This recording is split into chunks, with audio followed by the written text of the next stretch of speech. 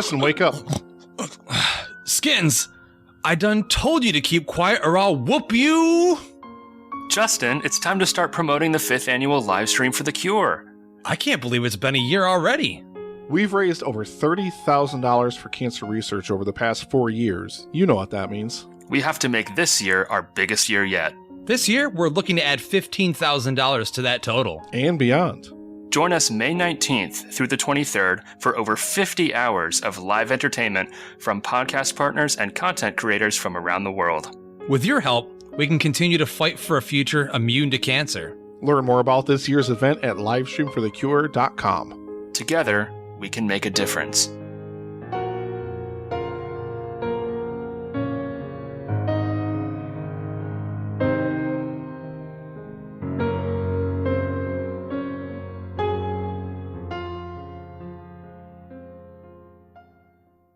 Hi there, I'm Lloyd. And I'm John, and we're from Pina Comics. As we dive into your favorite pop culture topics, we may just Occasionally use language that could be considered globaloney. what? No, I mean Oh, foul. exactly offensive. No doubt. Crass. You bet your ass. Sophisticated. What? No.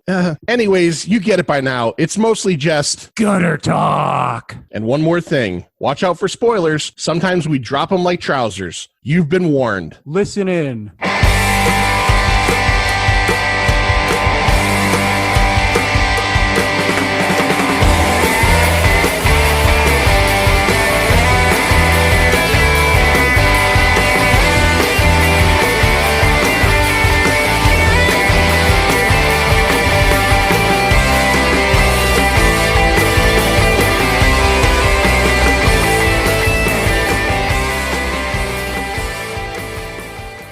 All right, my pretties, you're back for another episode of The Pint.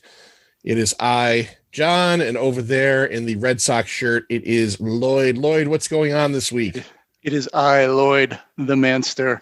What is going on? I'm just overworked and overtired. How about you? Yeah, me too, man. I am fucked. I am so fucked. I'm exhausted. I'm dilapidated. I'm emaciated. No, I'm not. I'm certainly not emaciated. You're not emaciated. if I get emaciated, we know there's a problem. No, yeah, I'm tired, man. I'm tired, and I know you're tired, and we both got a lot going on in the old lives right now. But yeah. You know what? This is where we escape.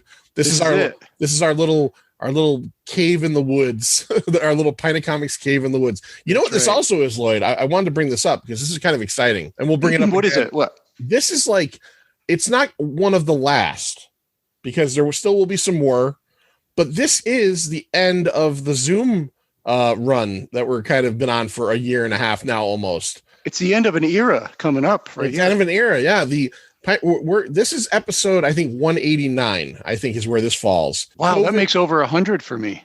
Yeah, absolutely over 100. You started Way on over. 76. You started on 76 as the full-time third host, and then 151 was when you started as the full-time co-host. So I know all the numbers. I'm the Pina, somebody's got to, because I sure don't. I'm the Pina Comics statistician. No, but so I'm the actuary. I'm the actuary. I'm the secretary. When we started COVID, not that we started it. I hope no one thinks we started it. We were totally against it when they started. I said, no way, I'm not for that. Please don't do this. It's a terrible idea.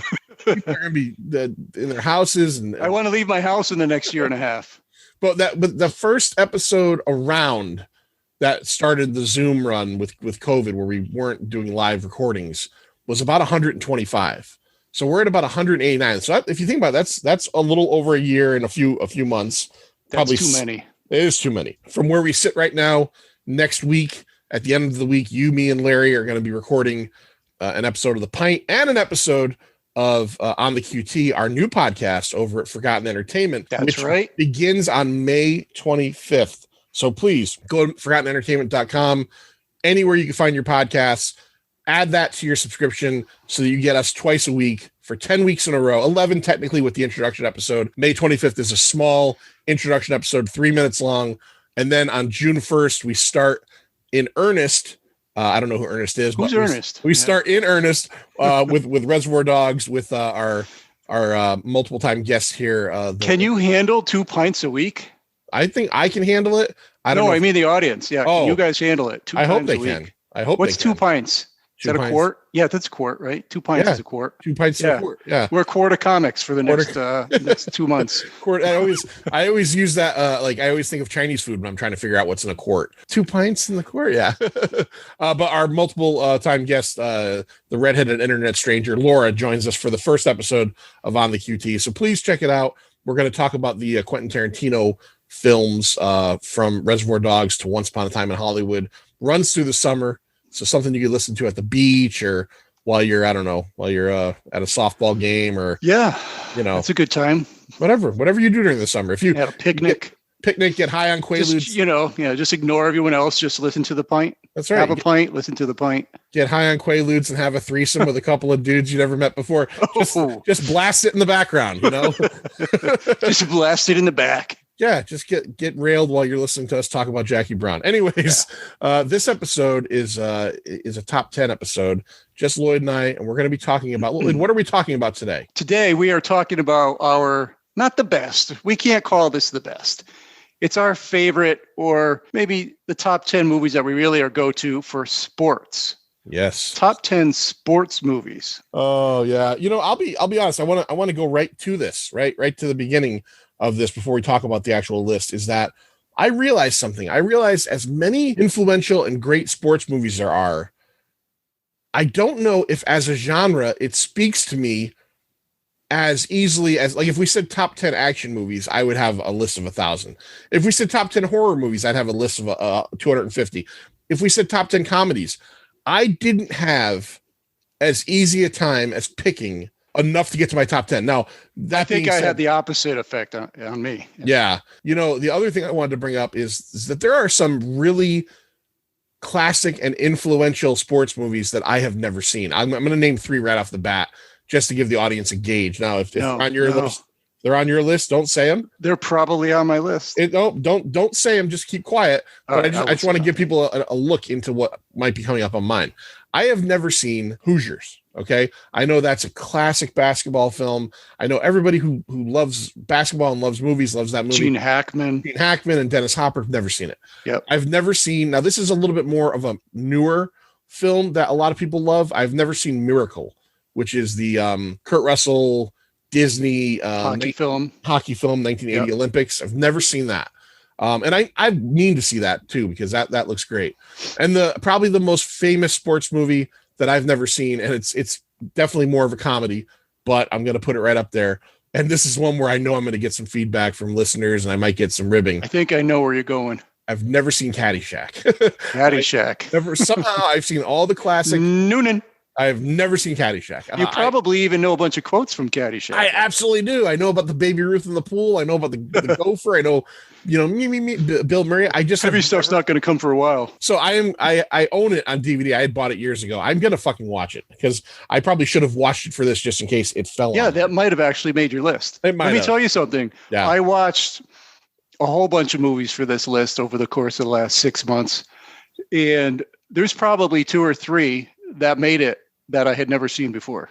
Okay. Yeah. That's exciting. All right, let's get into this. We got 10 films a piece to cover. This could take a while. So I'll start with my number 10.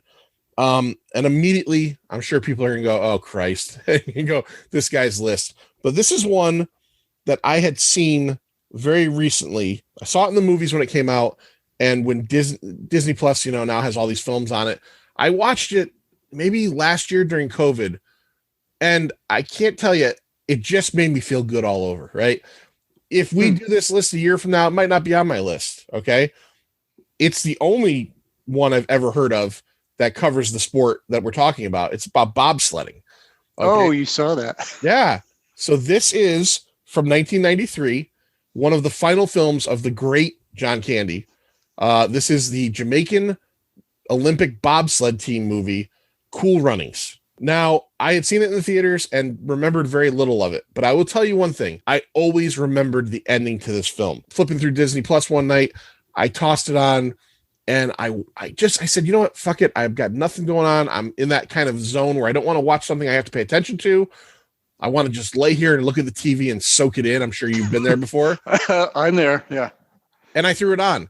And I've got to tell you, between the story, it's an one of these, I think, things that a lot of these movies are going to have in common is the underdog element, the rising against the machine element. You think? Yeah. It's sports films that That's all there is. It's all there really is. It's a lot of underdog stories. This is the ultimate underdog story. This is about a crew of guys, very disparate guys who are from a sunny island, Jamaica. John Candy plays a disgraced former bobsledding coach who had gotten kicked out of essentially the bobsledding leagues for cheating. And he is given a shot at redemption now. How did he cheat? I wonder. I can't remember. They said it. He did something to shave time. I don't think it was like steroids. I think it might have been equipment. He did something. They do tell you in the film, and it's been a few months, so I can't remember what it was. But he did do something. He essentially shaved time where you couldn't do it. The end of this movie has just one of those great ending sports scenes where after getting ridiculed by everybody and after getting nobody thinks they could do it, they essentially are about to win, and a piece of faulty equipment breaks on their bobsled and it knocks them off the track. But you've got these four guys, and all they really care about is proving that they can finish the race. And they lift the bobsled up onto their shoulders and walk it like the last, 100 feet or whatever. Does this make you cry? Yeah, probably. I don't remember if I cried that night, but thinking about it right now gets me a little fucking verklempt. Like, did you ever see the video? Yeah, you get verklempt. Yeah. Did you ever see the video from the Olympics that year when that runner, his hamstring tore and his dad came off of the sidelines? You start hitching up your shoulders and trying to hold it in. Yeah, his dad comes off the sidelines, puts his arm around him, and helps him to finish the race. Yep. Shit like that, inspirational sports stuff. It drills me. It gets me right in the chest. All right, man. Yeah, me too. All right, so that's your number 10. Numero 10. I've never really seen Cool Runnings all the way through. I've seen bits of it, but it sounds like I should check it out. It's a fun, easygoing family movie. Like I said, we do this list maybe a year from now, and I did a little bit more hardcore research. It might slip a little bit, but I'll tell you, it's still up there. Yeah, I'm sure my list would change too over time. All right, so my number 10 is one of a kind. It's the only one of its kind on my list. It is a documentary. It's called Hoop Dreams. Oh, 1994. I saw that in 94. It's been a long time. That's a fantastic fucking movie. So now, arguably, this could be a number one. Yeah. This could easily be a number one. I'm kind of a little more geared towards entertaining films, stuff like that. But this is a knockout, documentary by Steve James. It takes place in Chicago. It follows basically two African-American kids growing up in the, poor neighborhoods that get courted by St. Joseph High School from the home of Isaiah Thomas, his alma mater. Yep. They've got these amazing dreams. That's all they talk about. I'm going to be an NBA star. I'm going to buy a house for my mama and all that kind of stuff. And, you follow these kids literally from, they must have started, some of the shots in like 7th or 8th grade. And it goes all the way through their high school years. It was originally intended just to be a 30-minute short film for PBS. They ended up with 250 hours of footage and 5 years of filming. Yeah, the movie itself is like 3.5 hours, isn't it? It's long. Yeah, I'd say it's about 3 hours. Yeah. About a 3-hour movie, and you just follow these kids and you see their struggles. They got 90-minute commutes to this school each way every day. And they're struggling to fit in. The social environment is totally different for them. Their coach is really hard on them because they're supposed to be the best. Their grades are not really that good. It's just a major struggle. And along the way, their families are drained of income. They have all kinds of inner city problems, all kinds of terrible things. And neither one of these kids made it. Their dreams were to get into the NBA. Neither one of them played in the NBA. Arthur Agee is the first kid, and William Gates, not Bill Gates, William Gates is the second one. And amazing story. Just watching these kids and, seeing their growth over the years. It's fantastic. I think if I remember correctly, again, I saw this 25, 30 years ago. But if I remember correctly, isn't there a bit where one of them gets hurt? And he's like, yeah, William Gates has a knee injury early on. He has a knee injury that they basically tell him might end his playing career. Correct. And he's crying, and because like you said, these kids, unfortunately, and it's kind of too common, but they're hitching their entire hopes on the fact that they can play. That's right. It's going to elevate their lives and give them some money and let them be able to take care of the family. And you learn that elite, even high school programs, all they care about is the money that you can give them. Right. They really just don't give a shit about you. And if you can't pay your bills, all of a sudden you end up, hey, you can't come here anymore. We're not going to help you out. Pretty sad, but really eye-opening story. Number 10. My number 9, we'll go to my number 9, is a hockey story, but it is not the classic one that most people are going to think of right off the bat. People are going to think Slapshot. And I do think Slapshot's a great movie. But this is a little bit more of a current movie, and it's definitely under the radar. What's his name? Sean William Scott, who played Stifler. Oh, Stifler, yeah. Stars in this one. It's a Canadian movie called Goon. Have you ever seen Goon, Lloyd? I have not seen that. I don't even think I've heard of it. So he plays, his name is Doug Glatt, Glatt, and he plays this guy who is essentially a bouncer and a meathead. He's not a meathead, but he's a violent dude. And he goes to a hockey game with his best buddy, and his brother is homosexual. And somebody in the stands makes a homosexual remark towards his brother, and he beats the shit out of him. Yeah. And it's this low-level little Canadian hockey team, and the coach sees him fighting and says, we have to get this guy on the team. Like, this is our enforcer. So he has no hockey history other than he has, I think, him and his friend's played by Jay Baruchel. They have like a podcast where they talk about hockey. And essentially he ends up on this low-level team. And they can skate because they're from Canada. And because he's from Canada, he can skate. And it ends up being basically his story of not only just being a guy that can fight, but becoming a hockey player. And he has a great rivalry in the film with Liev Schreiber is in it. And Liev Schreiber plays him, but 25 years from now. He's the aged brawler on one of the local teams who is considered like the best, but he's also like done. Nope. They know his career's over. And once Sean William Scott's character comes up and Schreiber's character sees him, he knows we've got to fucking fight. Me and this kid have got to fight. So they lock eyes and then they're like grappling. He ends up with a girlfriend. It's such a good story. Eugene Levy plays his dad. Oh, it's Eugene Levy. Yeah. And a couple years later, they did a sequel called Goon: Last of the Enforcers, which was good, but not as good. And in that one, he essentially ends up on a team with a real douchebag, like new hockey star who was played by Kurt Russell's son, Wyatt, who was recently, Wyatt Russell. He's pretty popular now. Yeah. The new Captain America on Falcon and Winter Soldier and US Agent. So yeah, Goon. If you've never seen it, I caught it on Netflix a few years ago. What day. Year was this out? I would say like 2007 or 8 around there. Huh. Okay. Yeah. Yeah. I guess I just wasn't paying attention. Yeah, no, it's super under the radar. And I think it's like kind of a cult classic because I think people that know what Goon is know what it is. And other people are like you and just have never heard of it. But if it's still on Netflix, I don't know if it is, flip around and check it out. I think you'll enjoy it. Goon. All right. Nice one there. I never heard of it. So my next one, what are we, number 9? Yeah. Number 9. Here we go. This is one. I had 3 or 4 different movies just shuffling out of this position. All right. And I kind of wanted to keep it a little even. You know how I am. I like to sort of even things out. So, I didn't want to say all football movies or all baseball movies or whatever. So this one came in and out. And other ones on my list at this point were possibly Major League and possibly Moneyball. But instead, I'm going with Sandlot or the Sandlot. Oh, that's a good one. From 1993. I rented this from the library because I couldn't find it streaming anywhere. By the way, my last one, Hoop Dreams, you can get that on HBO Max. So Sandlot, it's a sports comedy film written, directed, and narrated by David Mickey Evans. And it's a coming of age story with some young kids playing in the local Sandlot. It's the summer of 1962. There's a new kid in town. What's his name? Scott Smalls. Yep. And, he sees a bunch of kids playing in a Sandlot. He goes over there.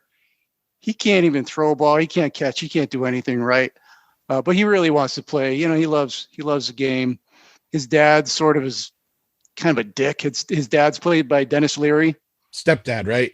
Stepdad, yeah. Yeah. That's a big point in it, is that they haven't connected yet. Yeah. They don't connect, and he thinks he's kind of a wuss and stuff like that. So he sees this team, and there's a sort of like a young baseball prodigy on this team, and he sort of takes that kid under the wing. He's like, "Hey, come here, kid. You're pretty cool." Oh, he's got that baseball hit with that long ass brim. Yeah. It's like about 12 inches long. It's pretty cool. And they together, this team has lots of just fun adventures. There's the one with the lifeguard, the one kid, they're swimming in the pool, and the kid pretends like he's drowning, and the lifeguard saves him, and he starts kissing her. Wendy Pfeffercorn. Yeah. Yeah, they're in the treehouse. They had that rival baseball team, that always were kind of bullying them and ended up playing them.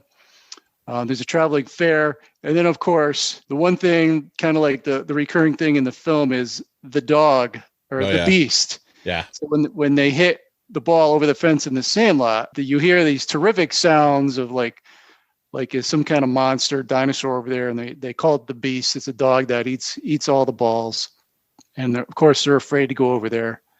And as it happens, they go over there finally. The beast is a pretty gruesome, looking dog, but he's a nice dog. And the owner of the house where the beast lives is James Earl Jones himself. So yeah, it's a really fun movie. It had a budget of $7 million, made $34 million. Yeah, so surprise hit, and It has lasted. That came out. I mean, I had no interest in it when it came out because I was 17 or 18. Yeah, right. But like, it became one of those movies that I caught on HBO a few times, and it truly is like a modern day, adult but kids classic. Adults can enjoy it. I enjoy it. Yeah, exactly. For some reason, I don't know why, but baseball in kids in movies, it kind of fits really well. Anybody can play baseball. Really. I think I never played Little League or anything, but I played baseball with my friends. I think in America, many of us growing up, especially in the era that you and I grew up in, I think that was, go out and play. You know what I mean? You played games, and you played football and baseball, and you didn't play tennis. So that's probably why you don't see a lot of kid. I didn't play tennis anyway. You don't see a lot of kid shuffleboard movies, but you do see the baseball movies because that was a team sport, Yeah. Real fun movie, nostalgic, sweet, funny, good flick. That was your number 9, right? So number 9. We'll get to me, number 8, moving right along. I got 2 words for you, Lloyd. They are right. Shake and Bake. Shake and Bake. You know what Shake and Bake is? It's on the tip of my tongue. I can't think of it. It's the team comprised of Cal Naughton Jr. and Ricky Bobby. It's Talladega Nights, the Ballad of Ricky Bobby. I still have your DVD, by the way. You borrowed my DVD. I borrowed it like 3 years ago. 3 years ago. You not only have never given it back, you've never fucking watched it. This includes during a pandemic. I've had it in my hand in the player, and I still hadn't had a chance to watch it. NASCAR is certainly not my bag, and it's certainly not my sport, but I won't deny the fact that it's very popular. And this was right at the point. This was 2006. This was right after Anchorman and right before Step Brothers, when Will Ferrell and Adam McKay were making, they did Anchorman, they did Ricky Bobby, and then they did Step Brothers. They basically had 3 fucking fantastic movies in a row. Everything, again, Ricky Bobby is just a member of the pit crew who, when the driver, I think if I remember correctly, the driver gets out of the vehicle to get a chicken sandwich and they need someone to drive. So Ricky Bobby drives, and it turns out he's got this incredible natural talent. So he's the underdog. He's got to go up against Sacha Baron Cohen's French Grand Prix driver character. So you got, like, as you always have in these movies, you've got the built-in villain. And was he still in Saturday Night Live when they made this? No, he had left a couple years prior. But yeah, it's just an incredibly funny movie. It's got a great fucking cast. So you got Will Ferrell, you've got John C. Reilly, Michael Clark Duncan, who has one of the funniest lines Don't you put that on me, Ricky Bobby. Don't you put that evil on me. You've got to see the scene. It's so fucking funny. I've heard so much about this movie, and I just want to know what's so great about it. So Gary Cole is in it. Gary Cole, who's been in everything. Lumbergh from Office Space. It's just got this incredible cast. Again, Sacha Baron Cohen, and it's just a funny fucking NASCAR movie. I highly recommend it, and watch my fucking DVD before you bring it back to me next Friday when we record here. Hey, you know what? I watched Step Brothers, which you loaned me. Oh, that was great. Okay, that was awesome. I loved it. You'll enjoy Ricky Bobby. Trust me. All right. What do you got? I have to tell you, I never even watched Anchorman. All right. I'm sure this is a big surprise, everybody. No, I'm probably going to be kicked off. No, my disappointment is grand, but we'll move on to your number 8 before I let it sink in. Okay. This one might come as a surprise, or it might even come, you might even say, low. But this one here is a 1984 movie. You can find it on Netflix. It's called Karate Kid. Yes, it is. I won't say low. I won't say low. No, because I had to work it into mine as well. And we'll get there. We'll get there. Right. Yeah. So of course, I think everybody knows martial arts drama written by Robert Mark Kamen of Transporter and Taken franchises, and directed by John G. Avildsen. I have a hard time with the L and the D. Avildsen. Yeah. Who also directed Rocky. Big hit for him. Rocky was. Oh yeah. As was this. I don't think people say that enough. I don't think people necessarily. I don't think they promote it that way. That I don't know if enough people know that the Karate Kid was directed by the guy who made fucking Rocky. Yeah, Rocky. You've got these two classic underdog sports stories, and they're both by the same guy, and like 8 years apart. And this one's actually a little autobiographical for Robert Mark Kamen, because he went through a lot of that when he was a kid. I don't think he did the crane and had Mr. Miyagi, but he was bullied and he did learn karate. You got your classic story. Teenager Danny moves with his mom from Jersey to LA. He's targeted by tough guy Johnny and his gang of karate bullies, and then gets under the tutelage of Mr. Miyagi, who teaches him a more benevolent, noble type of karate, and he gets a girl. Yeah, Elizabeth Shue. Very hot. I was just talking about her just yesterday with somebody who I work with, who's a bit younger. He's probably in his early 20s. He didn't know who Elizabeth Shue was, but he told me that he had just watched The Boys. I said, "Oh, well, she's the woman in The Boys." Yeah. He's like, "Oh yeah, I know her. She's pretty hot." I'm like, "Yeah, she's pretty hot. You should have seen her 40 years ago." Yeah. Cocktail with Tom Cruise. 30, whatever it was. Yeah, Cocktail. Yep. It's got the word cock right in it. Ralph Macchio, Pat Morita, Elizabeth Shue, Martin Cove, William Zabka. Great stuff. And of course, we're big fans of the, what do you call it? The rebooted Netflix series. Used to be a YouTube series. Yeah, Cobra Kai. It's great. Cobra Kai. Have you watched all of them?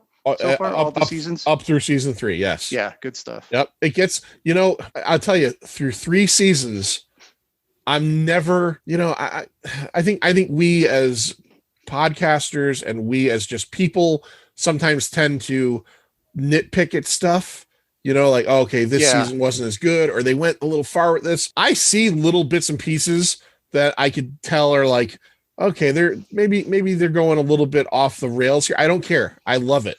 I just like for example, at the end of season 3, spoiler alert if you have not seen season 3 of Cobra Kai, but there is like this incredibly big fight in like someone's house, which is just such bullshit. It's like kind of bullshit. It's like a 20 kid, battle royale. And it's so ridiculous, but you know what? It's fucking good. I was totally entrenched in it, and then in the 3rd season, they kind of start doing some Vietnam flashbacks, which kind of fills in the character of Martin Cove's character of Kreese. But yeah, I love that show. And it's so rare for any property. Like there's so many properties that 20, 30 years later try to continue or reboot or do something with it, and it doesn't necessarily always work. Usually never works. And Cobra Kai totally works because they so smartly decided to focus it initially on Johnny and make this kid who you had kind of hated, through the first movie, suddenly kind of sympathetic because of what happened in the first movie. Yes, he essentially ruined Daniel's life in high school. But then once Johnny lost, the effect it had on him ruined his life going forward. Yeah, it's brutal. It's The brutal. whole rest of his life, everything he ever did is affected by that. is measured up by that, you know? Yep. And you know, and one of the great things about the movie The Karate Kid is in the very last scene of The Karate Kid, you get that moment where Johnny hands Daniel the trophy and congratulates him. And you see like that little crack of humility and the fact that he has kind of grown in that 1 minute, you know? Right. And I don't know. Yeah, Karate Kid. And of course, Kreese is just a dick. Kreese is terrible. Yeah. Yeah. But yeah, very, very, very good choice. Very good choice. Yeah. This movie was made for $8 million, box office $130 million. So talk about a hit. Holy cow. You know, I wish you can go back to 1984, and I would like to have seen, at least for maybe like 3 months, 3 months to 6 months, I'd like to have seen a graphic of the spike of karate dojos and schools. Oh God. The influx. Yeah. I was reading how it totally influenced that in America. Even if kids Huge increase in karate. Right. Even if kids went once or twice and popped out of it, you got to imagine that as soon as I know my dad took me to see the Karate Kid, and I remember I wanted to, you know, take karate and for whatever lame reason my dad wouldn't let me. Who the fuck didn't want to do the fucking crane kick? You know what I mean? I know, right? How many times have I stood there and tried that? You know, who doesn't want to do the I even have pictures of my own kid doing it. Yeah, it's the crane kick. It is literally maybe the most famous, you know, kind of fighting maneuver ever in a film. Yep. Period. You know, we talked about on the QT the what was it, the 5 palm blah blah blah. I can't remember what it's called. I can't think of it either. Yeah. It's so weird. And you can't think of the name. You can think of the crane kick because that one is like fucking number one. You know, 5-finger palm exploding heart maneuver. Technique. Yeah, that's it. Sorry. All right. So that was what? That was your number 8? Yeah, that was number 8. All right. That brings us to number 7. This is one 1979. Going back to the 70s, going back to Lloyd's heyday. Disco afros, LPs. I had the silk shirts with the long collars and the leisure suit. I had the green pants and the green jacket. Yeah, I had all that. Nice. Now, this is a movie that I'll always equate to my paternal grandfather's house. I spent much more time at my maternal grandfather's house as a kid. But when we did go to Grandpa Menta's, I don't know why, but this appeared. We used to go on Sundays. This seemed to be on every fucking Sunday that we would go to my Grandpa Menta's house on HBO. They had HBO there. And it's just a movie that I used to love to watch over there. And it just transcended into me watching at home. And I haven't seen it in years. Maybe a few years ago was the last time I caught some of it on cable. But I've always loved this movie. And it's a weird one sports-wise. It's team bicycling. All right. This is a 1979 film called Breaking Away. Breaking Away. Have you seen Breaking Away? Yes. I won't give anything away. Okay. But it's not in my list, but it was removed from the list. Yeah. Okay. So this is one of the earliest films of, so the lead in it is probably the guy who ended up being the least known, Dennis Christopher, but he has been in other things. He was in Fade to Black, which is a very popular horror film. I have that, the Vinegar Syndrome version. Yeah. Yep. He was in that and a few other things. But it's about 4 friends who live in Indiana. Dennis Christopher's character is obsessed with bicycling. He's obsessed with Italian culture. Yes, he turns into an Italian. He turns into an Italian. It's a great joke because his father is very much like a Midwestern guy. And he's like, when did our son become Italian? You know, he wants to speak Italian in the house. He becomes obsessed with Italian bike riders. And he sings opera while he's in the house. Opera. Yeah. It's a fantastic movie. The other 3 characters, the other 3 friends, who essentially they all play townies, right? They live they're cutters. They're cutters. The townies. They call them the cutters. Yeah. They're the townies that live in this college town. They have this great relationship, but the other kids are Dennis Quaid, you know, a couple years away from doing so much coke, he'd sign on to do Jaws 3. That's right. And let me just say, Dennis Quaid looked pretty damn good for a guy, you know, that in the 70s, like minus the short shorts. I was surprised, you know, because I've seen this before. And of course, I did watch it again very recently, and it was on my list for a while. I was very surprised at how good this film was. Yeah. And at Dennis Quaid, I'm like, Jesus. Yeah. No, I saw 70s. I just saw a video of Dennis Quaid doing have you ever seen those Dave Portnoy pizza review videos? No, I've heard of it though. So he does hundreds of pizza reviews around the country. And by the way, he's also the one who, after doing hundreds of pizza reviews around the country, went on Twitter and said that the best pizza in America is Connecticut. Is New Haven, Connecticut pizza. That's right. So don't forget that, you motherfuckers. But anyways, he did one that he was with Dennis Quaid. Dennis Quaid just happened to be, I guess, in New York City, and he did a video with him. Dennis Quaid's got to be like 65 years old. He still looks fucking great. So yeah, he was like, and he's good. I love him. He's a great actor. He is a great actor. Him, Jackie Earle Haley, who at that point was probably best known for being Kelly Leak in the Bad News Bears movies, but who many years later, he became the second Freddy Krueger. He was Rorschach in the Watchmen movies. He was on a really good show, a DC Comics show that didn't last very long called Human Target. And the third buddy is what was his name? Marv from the Wet Bandits and the Daniel Stern. And it all ends like all these sports movies end with the big race. And I won't get too far into it, but it's just the kind of movie they don't make anymore today. It's a very you're never going to see something like this again. Yeah, it's not. It's a comedy. It's a drama. It's a relationship movie. It's not a silly. It's not Ricky Bobby. It's not a silly, ridiculous comedy. It's got funny stuff, like the whole idea that he's slowly morphing into an Italian guy. That's right. Oh, and the girl that he gets, when she finds out he's just been faking everything all along. Yeah, right. That's a pretty funny scene. Yeah. So that's it. This movie it was always on in my childhood. And it's just a movie about friendship. Again, a lot of these movies, like we talked about, you go back to The Sandlot. It's a friendship movie. Yeah. Baseball happens to be in it.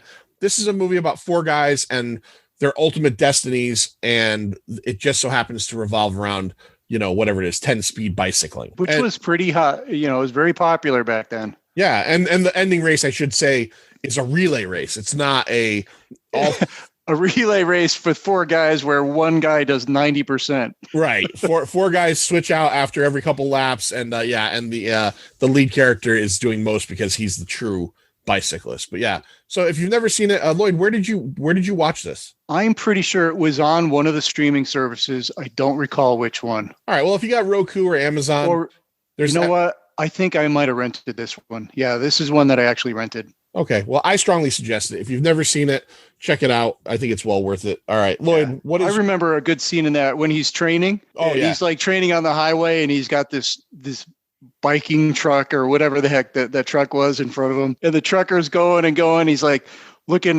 he's looking at his speedometer, and every time he gets to another 10 miles an hour, he holds another finger out the window. So at 40 he holds four fingers, at 50 he holds five, and I think he got up to did he get up to 60 miles an hour? Yeah, it's been a while, but and the guy was drafting behind him, obviously, but cops pulled the guy over from speeding. Like I said, it's something you're not going to find much anymore. Good, very good choice. It's in my honorable mentions. All right, Manster, what is your number 7? My number 7 is a movie that we already spoke its name so far today.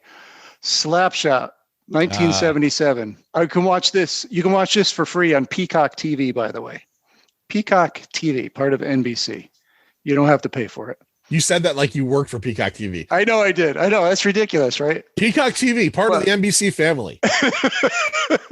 But if you want to watch this, because you should, if you haven't seen it in a while, go back and watch it. You can get the Peacock TV app and watch it for free, and then just bail out. I like hearing you say Peacock because cock is in it. Cock. Yeah. We also said cock earlier. What was it? We've said cock a lot. Yeah. I don't remember. There was cock was in a word. Oh, cocktail. Cocktail, right. Peacocktail, yeah. Peacocktail with cockatoos. All right, so 1977 Slapshot, directed by George Roy Hill, written by Nancy Dowd. Nancy Dowd basically wrote this kind of based on her brother Ned, who was a hockey player. Indiana, maybe? I'm not sure exactly where. But, he was a minor league hockey player that experienced a lot of the stuff that this movie kind of explores. Violent hockey in the 1970s. Very violent. Yeah. No helmets. You got Paul Newman as Reggie Dunlop, who's basically a washed up player coach. And remember the player coaches? Remember the whole idea of player Oh, coaches? yeah. That's something That that was went out with popular the, for a that went while. out with the 70s too. That's Yeah, it something that did. you don't see very often. But it has basically the major league type plot where the owner wants the team to lose so that they could sell the team or so that they can move somewhere else. There's that kind of thing going on. And Paul Newman finds out and he's like, no, I don't want to do that. And so he comes up with a plan to let's just go like super violent so we can get more fans. And, they're in an old mill town. So they just want to kind of get some fans and some popularity for this franchise. And it works, man. The town loves them. You got those brothers called the Hanson brothers, Yeah. who were based on real people on that Ned Dowd's hockey team. There was three brothers. They were not Hansons. I think their name was Carlson, but two of them actually play the Hanson brothers. So a lot of those actors, a lot of those hockey players are real hockey players. I love how when they bring the Hansons to town to play for them, when they come to the hotel room, they start unpacking and it's like all toys. Yeah, they're unpacking like train models, and when Paul Newman comes in to finally tell him, "Hey, I'm gonna put you in," and they're like, "Oh, okay, cool," and they're playing with trains around their bed. It's hilarious. Yeah, and these guys, they look like I don't know, look like Howard Stern type characters. They look like Rush fans, is what they look. Yeah, like. They look like Rush fans, exactly. Perfect. And they're super violent, man, and it's so fun. And what I didn't realize until I went back to watch it recently, Paul Newman, he's a dick. He's a total asshole in this movie. Oh yeah, instigator. He's got this one superstar on his team, right? Played by Michael Ontkeen. His name's Ned Braden in the film. And this guy is like anti-violent. He doesn't want to be any part of this whole violent stuff. He sits out when that stuff goes on. He's having marital troubles with his girlfriend. He's sort of like a tomboyish sort of character. And the funny part is at the end, this team starts actually winning. People are afraid to play them. I mean, there's some games that start out with brawls like right away, which actually just happened right very recently as we talk about this. What was it? The New York Rangers? Yeah, someone I work with mentioned it to me yesterday that like the game started with a 3-person fight. Yeah, something had happened the day before where somebody head or pile drives someone's head into the ice, and they didn't really do anything about it. The next day, they got a whole bunch of players to just start beating up on them right away before they even, as soon as they drop the puck. So anyway, yeah, this guy Ned Braden, he doesn't take part of the violence, and so at the end, as his team is actually playing in the championship game against a team who had formerly, beaten them, all kinds of violence just breaks out in this game. And this guy's on the side, he's sitting in the box there. I don't know what you call that. I'm not a huge hockey fan. Penalty box. Yeah.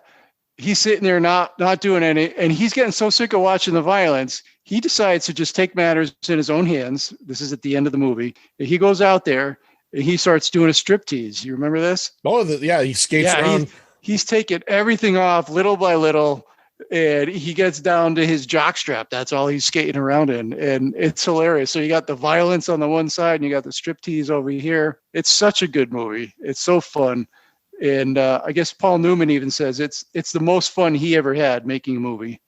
It's his favorite character he ever played. Oh, I can imagine, yeah. Especially since he wasn't known for that kind of role.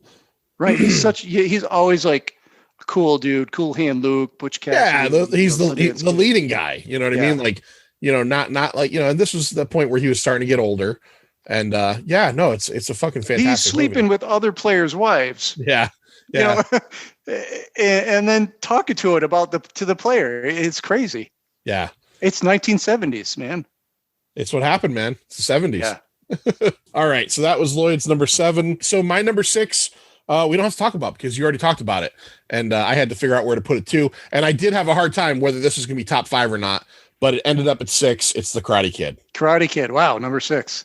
Yep. Yeah. So we're on the same. Yeah. Because we got 5 more, the top 5. When I had my top 5, I did not want to put anything else in there. Yeah. I usually have a very fluid top 5, but I don't think this time I did. I came up with my top 5 and I didn't want anything else to go in there. I agree. Yeah. Same with me. All right. So we're at my number 6. Your number 6. All right. My number 6 this is a movie. that I really like. It's another 1970s movie, and you might even have already figured it out. It has been remade 3 times. I have never seen any of the remakes. The first remake was, I think, a British film called Mean Machine. The second remake, there is also a 2015 remake from Egypt called Captain Mazer. And there was a 2005 remake starring Adam Sandler called The Longest Yard. Oh, okay. All right. So the one that I'm picking is the 1974 version of The Longest Yard with obviously Burt Reynolds. It's a bad boy sports comedy, prison comedy, perfectly cast Burt Reynolds. I mean, I don't think you could get someone any better than him to play this role. By the way, shaved his mustache for this. Yep. I don't know if he's ever shaved it for any other role. He has had, he Deliverance, no mustache. Deliverance. I think earlier Reynolds was no mustache, and then once you started getting into mid 70s, it was mustache and never looked back. Yeah, right. So you think this movie, it's a movie about prisoners playing football. How can it possibly be a top 10 type movie? But it's really great. You got a lot of political subtext. Like at the time, you got to remember in 1974. So the warden in the movie, played by Eddie Albert of Green Acres. I guess that I know he's done a lot of stuff, but Green Acres is what I think of when I think of Eddie Albert. Me too. Yeah. So it's got like this political subtext, social criticisms that like there's deliberate references to like Nixon in this Eddie Albert's warden character. And it's just so good. And then you got the prison type of stuff, how people are treated in prison. There's a lot of subtext in this movie. It's not just about football. Directed by Robert Aldrich, who a couple other things he did, Kiss Me Deadly and Whatever Happened to Baby Jane. Written by Tracy Keenan Wynn, who also was a screenwriter for a bunch of stuff, including The Deep. And based on a story by Albert S. Ruddy. So basically, it follows this former incarcerated football player. He was a quarterback, Burt Reynolds. Early on in the movie, he's with this woman. He steals her car. He crashes it into some harbor or something like that, and gets arrested, gets thrown into jail. And while he's in jail, the warden, he's got his own group of prison guards who are a semi-pro football team, and he wants to drum up some interest and get some stuff going on. And he wants Burt Reynolds to make a team, knowing that he's, a former quarterback, to make a team of prisoners or to go against the guards. And he does that, and you get all these great, great characters. Like I said, Eddie Albert, you got Ed Lauder as Captain Wilhelm Nar, I think it's Nar. Ed Lauder's a great character. Yeah, Ed Lauder, he's been in so much stuff, but every time I see him, I think of Cujo. I don't know what you guys think of, but he played that guy Lee Chambers or whatever his name was in Cujo. He was in King Kong 76, Born on the 4th of July, 50, 60 more things. I always think of Revenge of the Nerds 2, Nerds in Paradise. Oh yeah, Revenge. Yeah. Yep. You got Michael Conrad, who's another former pro. He was the coach of the Cons. He's Nate Scarborough. James Hampton. Now this is kind of sad. Do you remember James Hampton? He played the caretaker. His name was James Caretaker. He was sort of the manager. He's got this friendly, all-American kind of boy face. He was in Love American Style. He played Harold Howard in Teen Wolf. He was in Sling Blade. He just died in April of this year. Oh, wow. Yeah, just died recently, less than a month ago. Richard Keel as Samson. Now you'll know him as the Jaws villain, the James Bond villain, Jaws. He's hilarious at this. Yeah, he's crying. There's a scene where this other guy tackles him or hits him, punches him in the nose and breaks his nose, and he's crying. He's all upset. He's crying like a baby that this guy hit him. It's so funny. Does he ever bite through a giant cable? I was so waiting for that, but no, no biting through, no braces or anything like that. And then you got in this movie, and I always wanted to know because I knew that Michael J. Fox was Michael J. Fox because there was already a Michael Fox, and that Michael Fox is in this movie. Oh, really? Yeah, he plays the announcer of the football game. I got to admit, I've never seen this. I've seen the remake, the Sandler one. I've never seen the remake. Yeah, the remake it's okay. I mean, it is what it is, but yeah, I got to check this one out. Actually, Ray Nitschke, who was a Green Bay Packer, there's a lot of football players in this movie. That's why I think the football scenes are so good, because there's just a lot of football players. And that's what they did in the remake. There's a ton of real, at that time, current NFL stars. Right. I think even Terry Crews is in it. And Terry Crews, was an actor at that point. He was never a star, but I mean, I think Michael Irvin is in it. Michael Irvin. Yeah. And funnily enough, he was also in prison at that time. So no, I'm just kidding. That's good. And you also got Bernadette Peters with this hairstyle. I can't even, you think of a beehive hairstyle, right? Yeah. This thing was like just so far up above her head, and it had all kinds of stuff wrapping around it. It was incredible. And I think of her, the only thing that comes to mind for me with her is The Jerk. Dad, I found my special purpose. Yeah. Yeah. She was great in that. Yeah. So, and then in this movie, and I'm sure it was probably the same in the remake, just when you know where this movie is taking you, there's a fucking murder. Yes. One of the main characters is murdered. Yeah. Chris Rock is the character in the remake. Oh, he's Chris Rock in that one? Okay. Yeah. It's the guy that I said before who just recently died. His name's Caretaker. He's goes into a cell that was rigged to explode into flames as soon as he honestly, pulled the light switch or something. It was. I'm 90% sure that's the same way, and I think his name was Caretaker in it. Yeah, I haven't seen it in years, but I remember thinking the name was funny. And yeah, I think he gets blown up in a room. Yeah, and it's just like you're watching this, and he's on fire, and the guy who rigged it actually shut the because it's in a prison cell, so he shuts the door and it's locked. And you're watching, you're like, oh, they're gonna get him out But no, that guy fucking burns to death right there in front of you when you think this is a comedy, and all of a sudden there's something like that. Hard right. And then, and then there's and that kind of sparks some further things later on in the movie with the football game. And, Burt Reynolds is expected to throw this football game and let the guards win by 21 points, which he does until everybody starts calling him out on it. And then he says, fuck it. Let's get out there and kick these guys' ass. And then just the movie gets so good. Like the climax, the football game, the comeback, it's all very amazing and so fun to watch. And it's only your number 6. It's only my number 6. All right. But there's a scene in here, and I think it might even be the Jaws character, but it might not be. He hits somebody, one of the guards, and he goes, hey, I think I broke his fucking neck. And then just one character to another, the doctor goes over, he goes, I think he broke his fucking neck. And then the guy on the field goes, I think he broke his fucking neck. It keeps going over and over. It's so good. I don't remember. I saw the remake literally when it hit video, in probably 2006. So it's been. It was okay though. Nothing really to write home about. No, it was a standard Sandler movie at that time.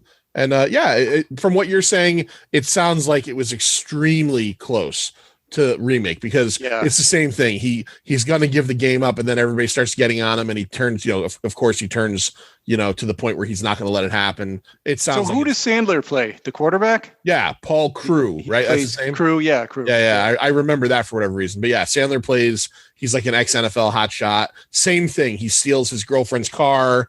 He destroys it. Goes to jail. It sounds almost like a pretty tight remake. Yeah, it does. Okay. I've heard good things about the remake, but you know me, I'm not huge into sequels or remakes, so probably never watch it. All right, so what do we got now? We're on to number 5. What's your number 5? I'm not going to tell you. What are you talking about? What do you mean? I'm not going to tell you. What's your number 5? I'm not giving you my number 5. Oh, you're killing me, Smalls. You know what I'm going to do? What? I'm going to tell you how to find out our 5 through 1. How are you going to do that? So this is what we're going to do. This episode is coming out the week of, let's see here. Wait, we're not really going to do it? You're serious? No, listen to me. We're not doing number 5? Listen to me, Master. Okay. We're not doing number 5.